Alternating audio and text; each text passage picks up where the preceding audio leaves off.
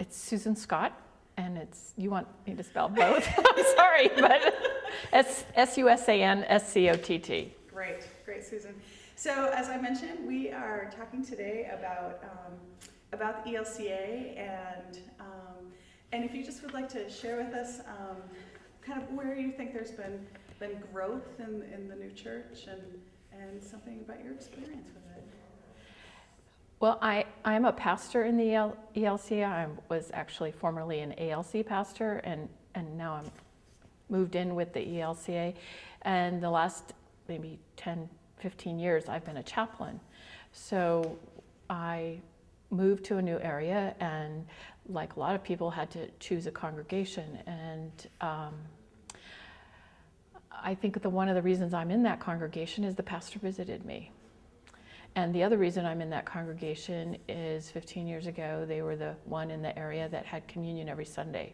And now all of the congregations right in my area have communion every Sunday, which I think is one of the real positive sort of shifts that I've seen in my lifetime, from communion just on once a month, because it took too much time, and because it was so important you couldn't abuse it, and we really need this, and so we need to do this every week, and it makes it whole when we come together and we hear the word and we receive the sacrament. And I know that in my own personal life, it's like a really important part of it's a very important part of my week. I would not, even if I'm traveling, I look for a church. And if not a Lutheran church, an Episcopalian church, where I can hear the word and be fed. And so I think that's been a real positive, from my experience, a real positive move.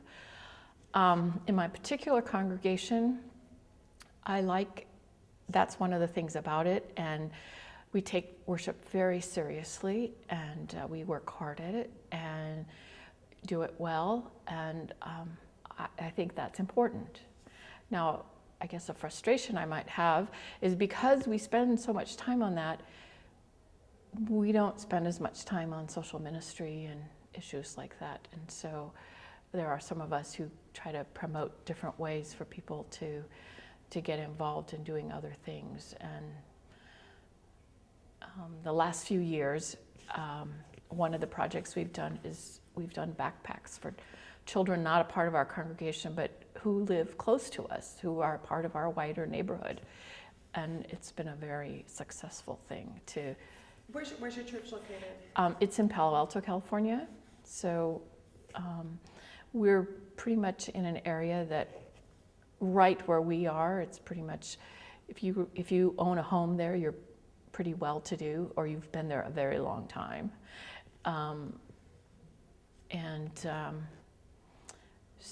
But we're right next to, on the other side of the creek, is a very poor area.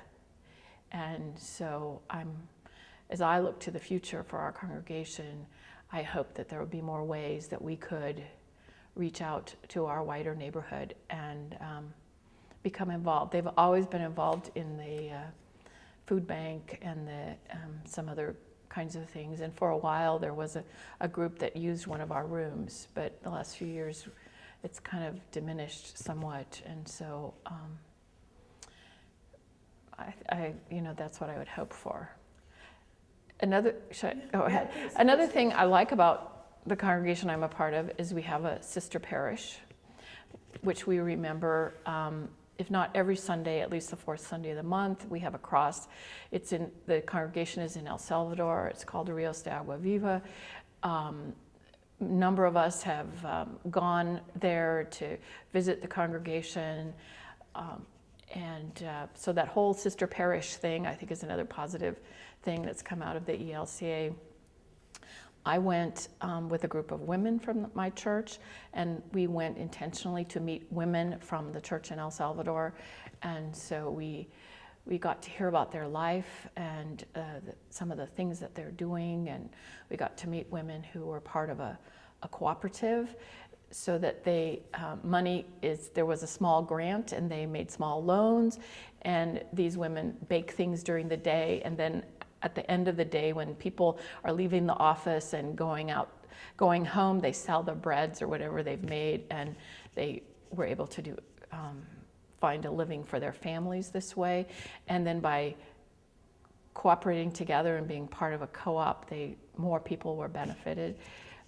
We saw another group of women who were learning basic first aid and basic medicine skills because they live in a village that really is cut off from everybody, and during the earthquake was cut off from anyone being able to get in to help.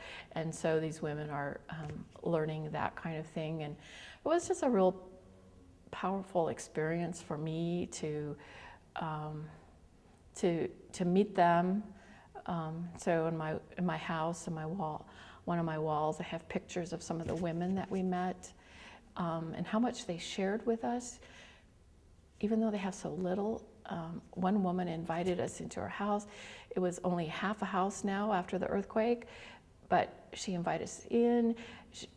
She got cold drinks for us, and and we saw tents that came from Lutheran World Relief. So to see how we do reach out to others was, a very good thing, I think. I'm curious, you both in your work as a chaplain, and also you're living in an area where there's Lutherans, but it's not, there's many other other churches, and kind of how do you see the role of like the Lutheran expression in those settings? I don't know if that really makes sense, but No, it does. And I actually work in a very interfaith setting, and I share an office with a rabbi, and one of the real blessings in my own life is to think about what I say I believe, and to sort of experience how others would hear that. And so some of the this emphasis on grace that we claim and sometimes do well, to be able to share that with others, and to then have conversations with them. And so I have a number of colleagues who are of different traditions, and to be able to sort of question each other's, well, what does that mean to you that you say this? And then they'll say to me, what does that mean to you that this is in the scripture, and how do you take that? And it has just really enriched my personal life. And then as a chaplain, I meet with people of all different faiths, but I'm always a Lutheran when I'm there. And so I'm always, how would I hope people would treat me? How do I share grace with them? And I'm usually with people, I'm meeting people at some of the worst moments of their life, and to come and be graceful with them. And I have no preconception that I'm going to make it better, but I might be able to make it a little bit less bad or a little less worse, and to just sit with people and to honor their faith, and they honor mine. And I've had people of the Muslim faith who had a relative die, and I was with them for several hours, and it was the family members who were there were all men, so I was very careful. But afterwards, they made a point of coming back to me and said, "Thank you so much. What church are you a part of? Thank you so much for your help and helping make this the things that we needed happen." And I just feel privileged to be able to, in some ways, represent the Lutheran Church, but to represent God's love in these kind of situations. So I love my job. It's such an amazing ministry.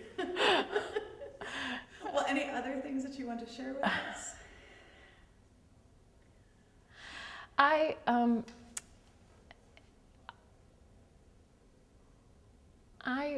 would, I think about this. This is from the 2009 assembly, and I know there are people unhappy with things that are going on, and so I just hope we can hold each other until we move forward and maybe it will be revealed to us, you know, were we right, were we wrong? I don't know. I have always believed that when I read the gospel, it is always about adding more people, opening the table up to more people. And so I'm not a delegate, but that's how I lean. We open it to more. If it's a question of closing it off or opening it up, we open it up. And if we shouldn't have opened it up, we'll figure that out. But that's kind of how I come at Scripture, is it is about widening the circle and including more. And so I hope that we will continue to do that, to widen the circle, include more, open ourselves up, even when it's scary. Well, thank you so much for sharing. Okay.